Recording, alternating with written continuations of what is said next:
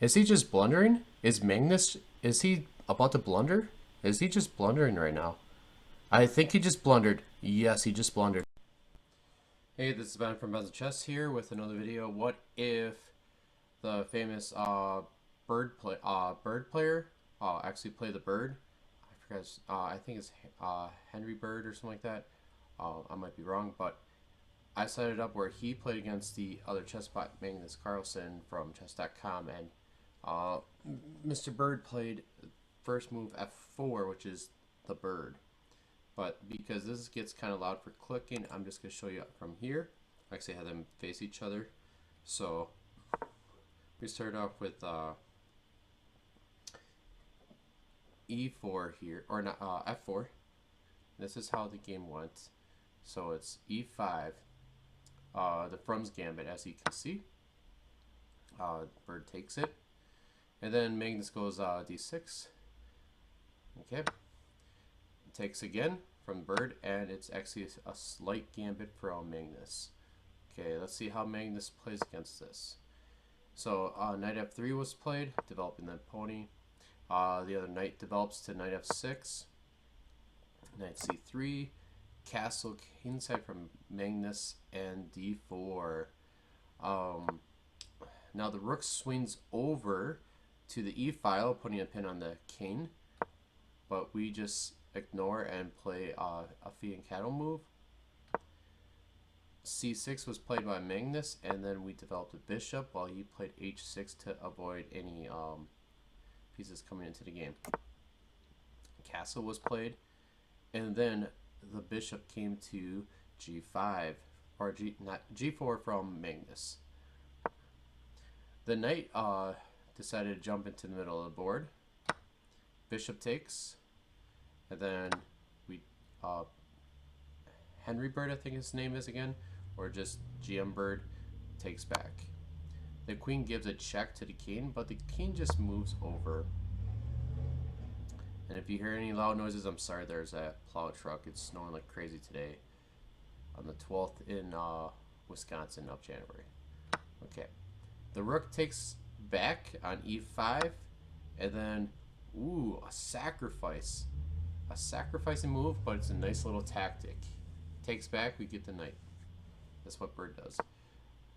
The other knight develops, protecting the knight, and turns the bishop, but the bishop comes back and attacks the rook. The rook swings over, plans to attack on the king side somehow. Well, Mr. Bird actually protects his bishop. And right now, if you could tell that white is up a pawn, but he has an isolated pawn.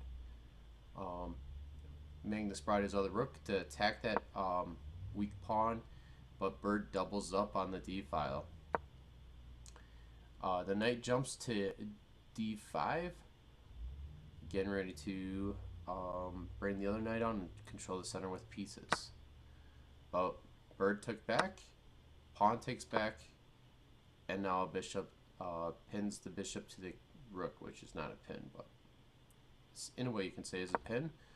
The knight protects the bishop. I thought there would have been a trade, but I was wrong. b3 was played, so the queen doesn't take b2. The rook slides into h3. Now c4 was played. Magnus took to create some more islands. So now there's a total of 4 islands for Mr. Bird versus Magnus's 2. Queen e6 was played, putting pressure on that e pawn. Mr. Bird moves his queen to d4, and it's protected c4 pawn. The knight jumps in to threaten the bishop on f4, but the bishop comes back, or the other bishop goes back to g2 to put pressure on the rook. That's a nice move. Okay, now b5 was played by Magnus. Pawn takes b5, queen takes e2, and then a4. Queen moves back to e6. rook to c1. And if you notice that this rook is still in a little trouble. I'm waiting for this to be taken, but there might be a bigger threat here. Now, pawn to g6. Bishop to c7. Knight to g7. King has to move. And then another in-between move. Bishop takes g6. So he took f7, g6. King has to move back. And don't take the rook because your queen will be taken. So instead you gotta trade the queens off. And now Mr. Bird is actually up 3 pawns. Impressive. Magnus actually blundered somewhere around there. So now bishop comes down to attack the rook on e3. That rook has to move over, and when you're losing, I don't think you really want to trade. I think that's kind of bad. So Bird decides, well, I'm up, I'm going to trade. Magnus takes back, and King moves over. We're kind of getting into the, well, we are in the endgame right now. Knight moves around, but now we are controlling any advancements, so the knight can't really advance.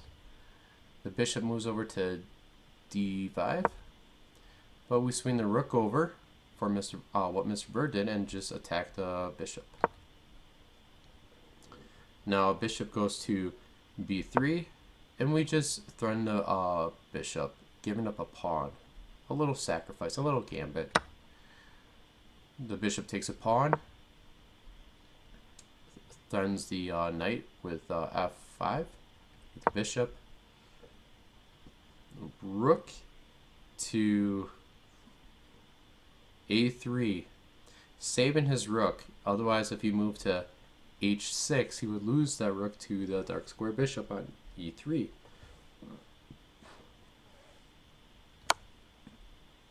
So the bishop takes on g6, or not e6.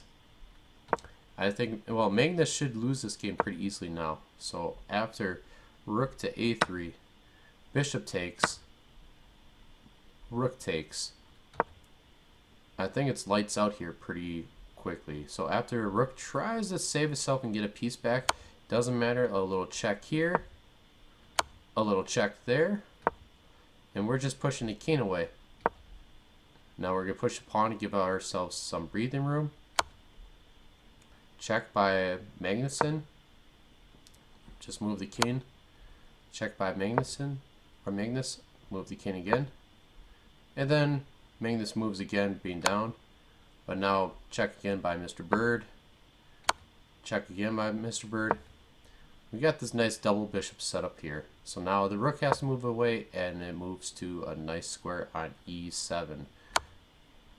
Now the bishop went from b5 to c6, checking the king. King's just going to bring himself closer to the game. The other king tries to get himself in a more safe square. We're now launching a pawn attack, or storm, as you can say, even though it's only 2.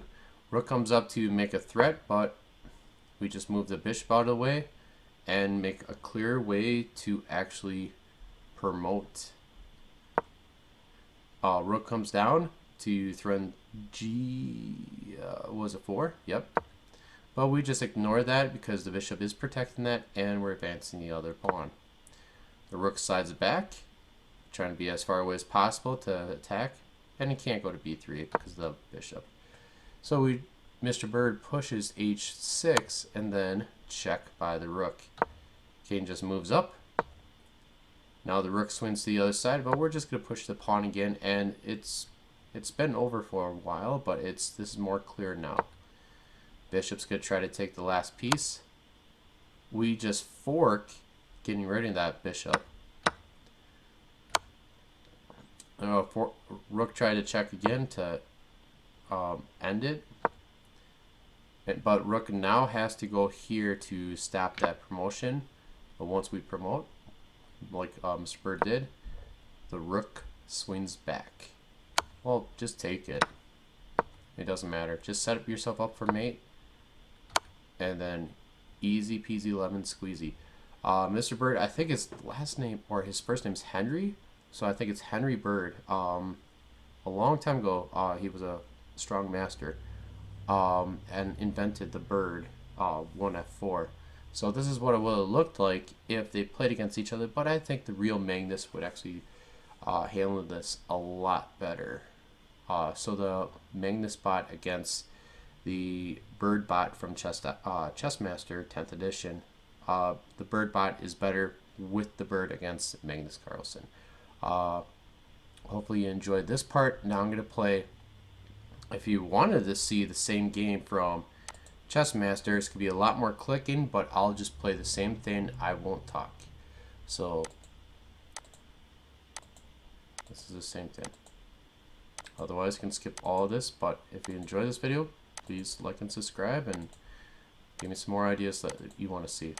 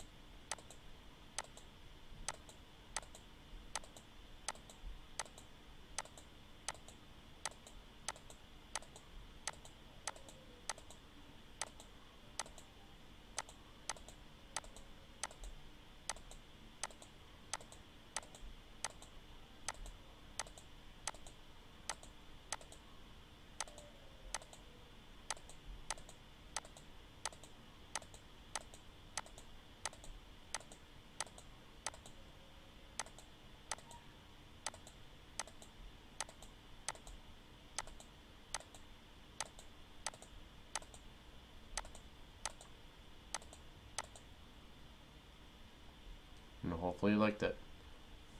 Catch you at the next video. Let me know if there's anything else you like that you want me to try out.